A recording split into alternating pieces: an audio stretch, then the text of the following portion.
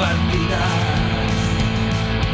cuando duerma con la soledad, cuando se me cierre. Vamos a resolver el examen de la PEBAU de 2021 en Andalucía sobre física. El primer bloque es el de interacción gravitatoria y comienza con el problema A1 que nos dice en su apartado A. Un cuerpo lanzado verticalmente hacia arriba desde una altura h con una energía cinética igual a la potencial en dicho punto, tomando como origen de energía potencial el suelo. Explique razonadamente, utilizando consideraciones energéticas, apartado I, la relación entre la altura inicial y la altura máxima que alcanza el cuerpo. Doble I, la relación entre la velocidad inicial y la velocidad con la que llega al suelo. En el apartado B nos dice que un cuerpo de masa de 2 kilogramos desliza por una superficie horizontal de coeficiente de rozamiento 0,2. con una velocidad inicial de 6 metros por segundo. Cuando ha recorrido 5 metros sobre la superficie del plano horizontal, comienza a subir por un plano inclinado sin rozamiento, que forma un ángulo de 30 grados con la horizontal. Utilizando consideraciones energéticas, determine, apartado I, la velocidad con la que comienza a subir el cuerpo por el plano inclinado. Y I, la distancia que recorre por el plano inclinado hasta alcanzar la altura máxima. Y como datos nos proporciona la aceleración de la gravedad de 9,8 metros por segundo al cuadrado. Bueno, para resolver el apartado A debemos de tener en cuenta que en el punto de partida está a una cierta altura la masa y por tanto tiene una energía potencial mgh. Nos dicen que su energía cinética es también igual a mgh. Luego debemos deducir que la energía mecánica total a esa altura de partida es 2 veces mgh. Para llegar a una altura máxima, que la voy a llamar h', pues ahí cuando llegue a esa altura máxima tendrá una energía mecánica que será mgh'. Por la conservación de la energía potencial, esta mgh' debe ser igual a 2 mgh. De esa manera se nos va la masa y la gravedad y nos queda que la altura máxima, h', es igual al doble de la altura inicial, h. En el apartado II, para relacionar las velocidades inicial, v0, y la velocidad final con la que llegaría al suelo, pues voy a establecer dos relaciones. La primera me dice que la velocidad inicial en el punto de partida coincide con su energía potencial mgh, así que igual 1/2 de la masa por la velocidad inicial al cuadrado a mgh. Por otro lado, tengo la conservación de la energía mecánica, que nos dice que la energía mecánica al final, cuando llega al suelo con una velocidad final, vf, es igual a la energía mecánica de partida del punto donde tiene 2 veces mgh, como hemos visto antes. Así que igualo esas dos energías mecánicas, 1/2 de la masa por la velocidad final al cuadrado, igual a 2 mgh. Luego tengo en cuenta que ese mgh, por la relación que he visto anteriormente, es 1/2 de la masa por la velocidad inicial al cuadrado. Ahí vemos que se va en el segundo miembro el 2 con el 2, las masas también se nos van y nos quedaría que la velocidad final al cuadrado es 2 veces la velocidad inicial al cuadrado. Tomando raíces cuadradas nos queda que la velocidad final es la raíz cuadrada de 2 por la velocidad inicial, obteniendo así la relación deseada entre las velocidades. Bueno, ahora pretendemos calcular la velocidad con la que llega a la base del plano inclinado. Para ello vamos a utilizar el teorema de las fuerzas vivas para conocer la velocidad. Sabemos que el teorema de las fuerzas vivas nos dice que el trabajo a lo largo de una trayectoria es igual al incremento de la energía cinética. Como podemos ver, peso y normal se anulan, quedándonos solo la fuerza de rozamiento que se opone al movimiento. Con lo cual el trabajo resultante será menos la fuerza de rozamiento por el desplazamiento, que son 5 metros. El signo negativo es porque la fuerza de rozamiento tiene sentido contrario al desplazamiento. Bueno, pues esa menos fuerza de rozamiento por el desplazamiento, que es 5, es igual a la energía cinética final, que será la de la base del plano, que es un medio de masa por velocidad al cuadrado, menos la energía cinética que tiene al principio, que es un medio de la masa por 6 metros por segundo al cuadrado. De aquí se nos van las masas y nos queda esa ecuación que nos dice que menos mg por 5 es igual a un medio de la velocidad al cuadrado menos un medio de 36. De aquí, bueno, pues podemos despejar el 1 medio de v al cuadrado, pasando ese menos 1 medio de 36, que es 18, al otro miembro sumando. Total, que nos quedaría que eso es igual a 16,4, que pasando multiplicando el 2 y haciendo la raíz cuadrada, nos quedaría que la velocidad cuando llega a la base del plano es de 4,05 metros por segundo. En este último apartado nos piden que calculemos la distancia recorrida a lo largo del plano hasta que la masa se para. Bueno, para ello, como no hay rozamiento en esta situación, vamos a utilizar la conservación de la energía mecánica. En la base del plano tiene energía cinética, que es un medio de masa por velocidad al cuadrado, y cuando llega a la altura máxima tiene una energía mecánica que es solo potencial y es igual a mgh. Bueno, se van las masas, despejamos la h, que me quedaría como el cociente entre la velocidad al cuadrado y 2 veces la gravedad, que me da un total de 0,84 metros.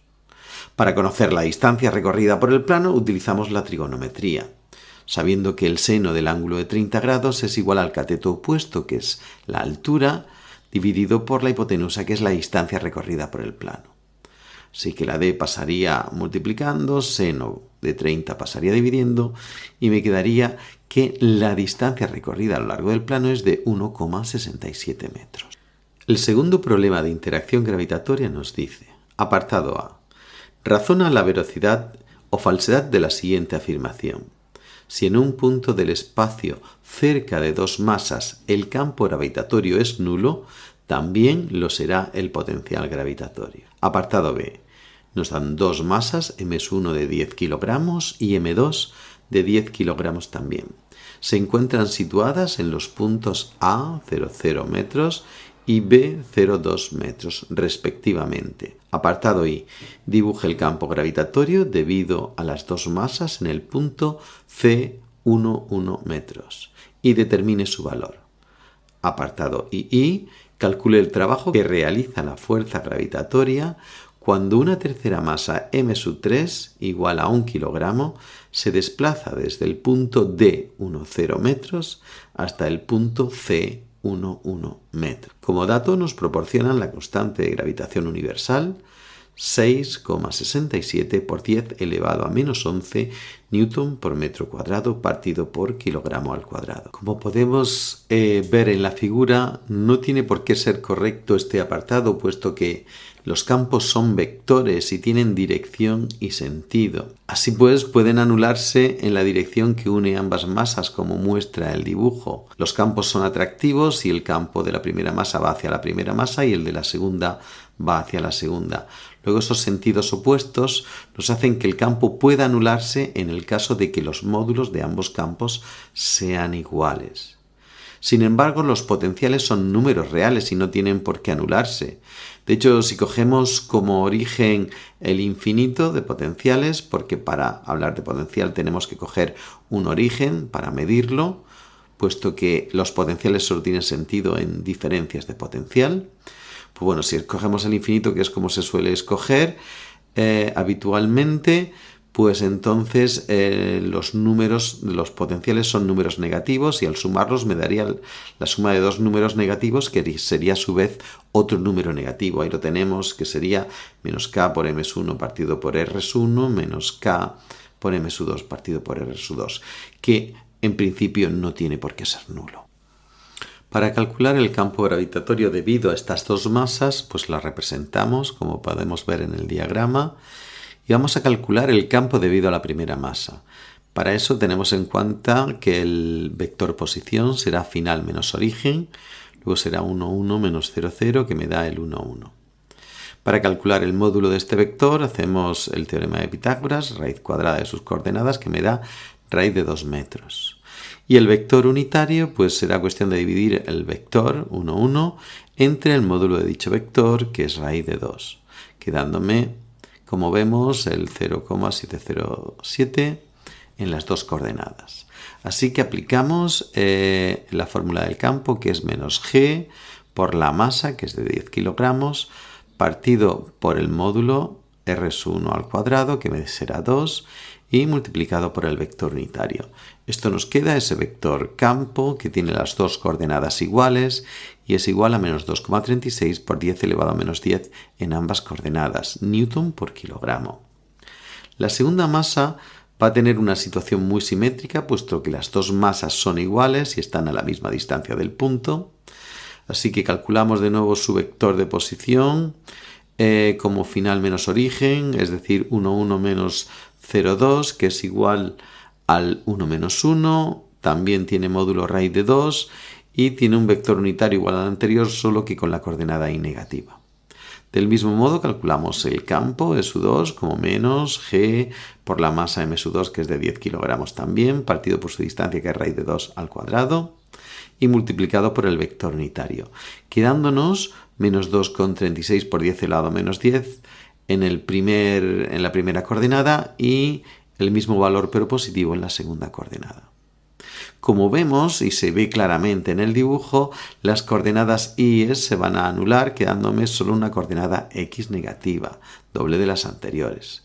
Así que para calcular el campo total resultante, pues sumo esos dos campos, coordenada a coordenada, y efectivamente veo que las coordenadas y se anulan, y las coordenadas x, pues me quedaría al final un campo resultante que es menos 4,72 por 10 elevado a menos 10, y un 0 en la coordenada y, newton partido kilogramo.